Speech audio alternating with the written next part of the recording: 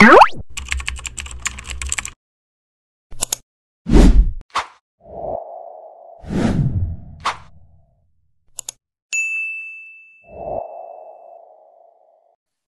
Assalamualaikum. Welcome to Peribahasa Time. Hari ini kita nak bincangkan satu peribahasa yang sangat dekat dengan diri kita. Cuba teka apa dia. Peribahasa dia adalah sikit-sikit lama-lama jadi bukit. Pernah dengar tak? Kalau nak tahu, dalam bahasa Arab pun ada juga peribahasa yang hampir sama maksud dengan dia. So, jom kita lihat apa maksud dia dan apa kepentingan peribahasa ni dalam diri kita. Peribahasa sikit-sikit lama jadi bukit ni bermaksud sesuatu yang kecil jika dibuat secara berterusan dia akan jadi besar. Contohnya, setiap hari kita menabung RM1 untuk satu hari. Lama kelamaan dalam masa setahun kita akan dapat RM360 dalam masa setahun. So, peribahasa ni dia mengajar kita erti kesabaran, erti usaha yang berterusan. Walaupun sekecil-kecil perkara dan kita buat berterusan, dia akan menjadi besar.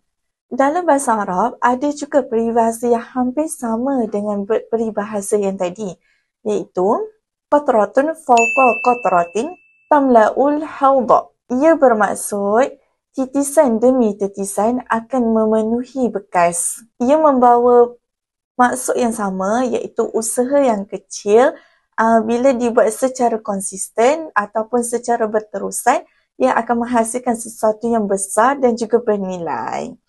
Dan peribahasa ni sangat sesuai untuk pelajar, untuk kita sebagai manusia, sebagai pekerja, untuk kita berusaha, untuk kita capai kita punya impian, sesuatu impian kita. Jelas di sini, walaupun berbeza budaya, bahasa dan juga bangsa, tetapi nilai yang dibawa sangat sama dan juga serupa. Ini menunjukkan bahawa nilai usaha yang kecil jika dibuat secara berterusan sangatlah dihargai oleh pelbagai bangsa yang ada di dunia. Peribahasa bukan sesuatu kata-kata yang indah, tapi ia merupakan satu nasihat yang sangat berguna untuk generasi sekarang dan juga generasi yang akan datang. Macam mana kita nak gunakan ataupun mempraktikkan peribahasa ni dalam kehidupan kita? Sebagai contoh, kita boleh menabung RM1 setiap hari. Kita boleh menghafal satu perkataan baru dalam bahasa Arab setiap hari. Yang mana dalam masa seminggu, kita boleh dapat 7 perkataan yang baru. Dan juga, kita boleh berbuat baik setiap hari. Jika kita buat perkara baik setiap hari, kita juga akan dapat dia punya impak tu. Jadi, bila kita buat setiap hari, kita buat lama kelamaan, ia akan nampak hasil yang mana setiap titisan yang kita buat, ia mempunyai nilai yang tersendiri.